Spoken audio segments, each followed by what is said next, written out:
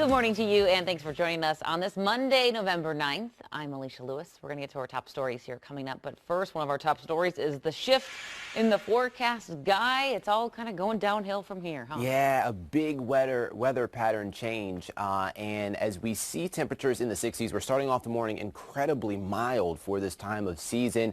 And temperatures will remain in the 60s as we get into the afternoon hours. But then quickly after, temperatures are going to fall. Plus, mind you, we'll have periods of showers throughout the day. We already have showers throughout radar, especially as you get into the western portion of the state, where it's even possible we can even hear some claps of thunder, and we're already seeing some lightning strikes as well, like near Marshall, for example, with a few periods of showers in and around the metro. Temperatures are in the 60s, and you can see where that cold front is throughout the state, where parts are in the 30s and 40s, and then further east, you'll see temperatures in the 60s.